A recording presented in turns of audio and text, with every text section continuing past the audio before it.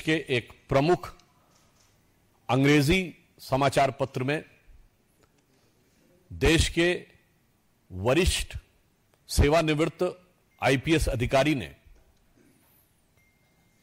एक आर्टिकल लिखा है जो उन्होंने वर्तमान समय में विश्व में सुरक्षा को लेकर हो रही गतिविधियों और भारत पर उसके पड़ने वाले प्रभाव की तरफ ध्यान आकृष्ट किया है।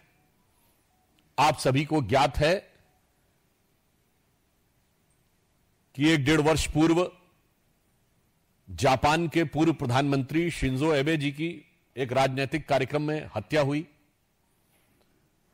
चंद दिन पूर्व अमेरिका में राष्ट्रपति पद के प्रत्याशी डोनाल्ड ट्रंप के ऊपर हत्या का अटेम्प्ट हुआ जिसमें वो बाल बाल बचे। उनका कहना है कि इस प्रकार की प्रवृत्तियां जो हिंसा और हत्या को उकसाती हैं, ये कहीं न कहीं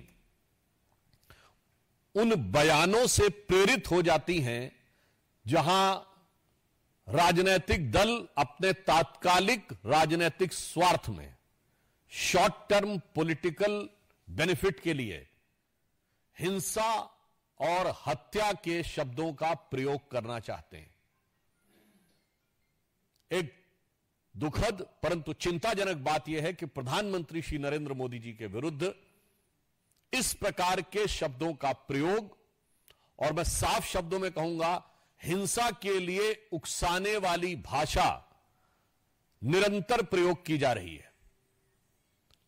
अभी आपको ध्यान हो, कांग्रेस के नेता प्रतिपक्ष राहुल गांधी जी ने चुनाव प्रचार के दौरान पिछले वर्ष कई बार अपमानजनक शैली में मोदी जी के लिए मारना, डंडे मारना इत्यादि शब्दों का प्रयोग किया।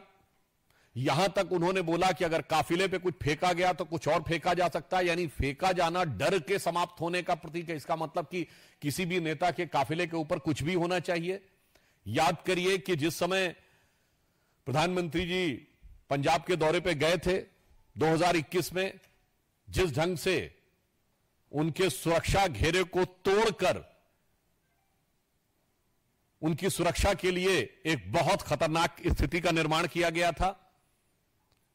और इतना ही नहीं है, हम बहुत साफ शब्दों में कहना चाहेंगे कि मौत और हिंसा जैसे शब्दों का प्रयोग बयानों में नहीं होना चाहिए। क्या यह सत्य नहीं है कि कांग्रेस के कई वरिष्ठ नेताओं ने मोदी जी के लिए इस प्रकार की मौत और उस प्रकार की मौत जैसे शब्दों का प्रयोग किया? छुटभैये नेता नहीं थे, कांग्रेस के पूर्व केंद्रीय मंत्री जैसे लोग थे।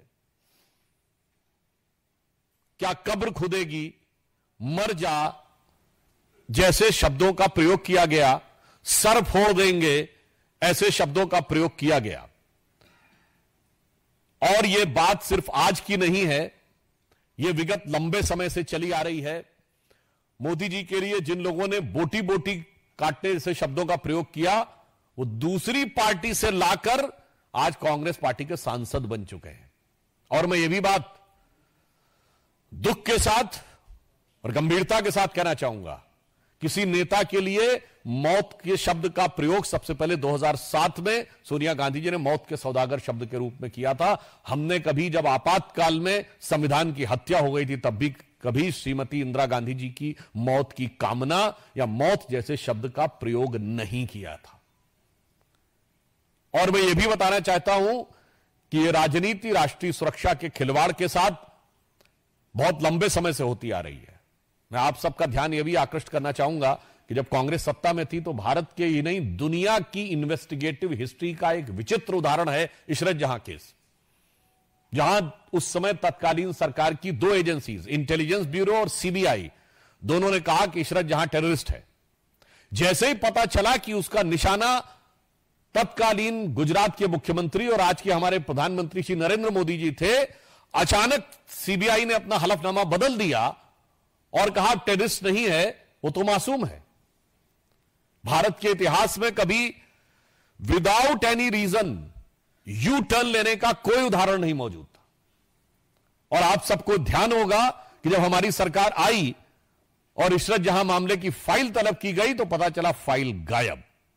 और संबंधित अधिकारियों के बयान हैं कि उन लोगों ने फाइल के ऊपर ऐसा कुछ नहीं लिखा था, केवल तत्कालीन गृह मंत्री ने, चिदंबरम साहब ने अपने आप वो नोट चेंज किया था। ये इंपॉर्टेंट नहीं है। उससे बड़ी बात यह है कि सीबीआई ने अपना स्टैंड चेंज कर दिया था, मगर आईबी ने स्टैंड चेंज नहीं किया था। यानी आईबी पहले भी मान रही थी कि इशरत जहां टेररिस्ट है और बाद में भी मान रही थी इशरत जहां टेररिस्ट है। सीबीआई पहले मान रही थी टेररिस्ट है, मगर बाद में कहने लगी नहीं है। अर्थात दुनिया के इतिहास का इकलौता उदाहरण जहां एक ही सरकार की दो एजेंसीज एक दूसरे के खिलाफ खड़ी हैं। एक एजेंसी कह रही है कि टेररिस्ट है अमुक व्यक्ति, एक करे नहीं। क्यों? चूंकि प्रधानमंत्री श्री नरेंद्र मोदी जी की हत्या के इरादे से जाते हुए किसी टेररिस्ट को बचाव देने के लिए, कवर फायर देने के लिए किस सीमा तक जाया जा सकता है, यह उसका दुखद उदाहरण है। आप सबको याद हो 24 अक्टूबर 2013 को पटना की रैली में सीरियल ब्लास्ट हुए। कांग्रेस की केंद्र में सरकार थी। मैं पूछना चाहता हूं क्या सुरक्षा व्यवस्था थी? नरेंद्र मोदी जी को Z+ सिक्योरिटी थी और उसी सभा में हमारे तत्कालीन राष्ट्रीय अध्यक्ष और वर्तमान रक्षा मंत्री राजनाथ सिंह जी भी थे, उनके पास भी Z+ सिक्योरिटी थी सेंट्रल गवर्नमेंट की। दो नेता जिनके पास Z+ सिक्योरिटी हो सेंट्रल गवर्नमेंट की, और उसके लिए केंद्रीय सरकार ने क्या व्यवस्था की थी? इसलिए सुरक्षा और नेताओं की जान की कीमत पर राजनीति होनी चाहिए। इसके उलट हम बताते हैं, राहुल गांधी जी की यात्रा निकली, उनके बाद भी Z+ सिक्योरिटी है। कश्मीर में आप सब ने देखा कि कितने मधुर मनोभावों के साथ भैया और बहन बर्फ के गोलों के साथ खेल रहे थे उस संवेदनशील जगह पे। केंद्र सरकार ने व्यवस्था सुनिश्चित की। मणिपुर जैसी जगह पे जहां इतना संवेदनशील है, उनकी यात्रा निकली और पूरा रूट सैनिटाइज करना और सारी व्यवस्था सुनिश्चित की गई। इसलिए मैं कहना चाहता हूं कि भारत की राजनीति में राजनीति अपनी जगह है, नेताओं के साथ प्रतिस्पर्धा अपनी जगह है, मगर प्रधानमंत्री श्री नरेंद्र मोदी जी के विरुद्ध जो राहुल गांधी ने शब्द बोला था, संसद में मैं याद दिलाना चाहता हूं, हिंसा हिंसा हिंसा, हत्या हत्या हत्या जैसे शब्दों का प्रयोग बंद होना चाहिए। दुनिया में इसके उदाहरण दिख रहे हैं, भारत में इसके परिणाम खतरनाक हो सकते हैं।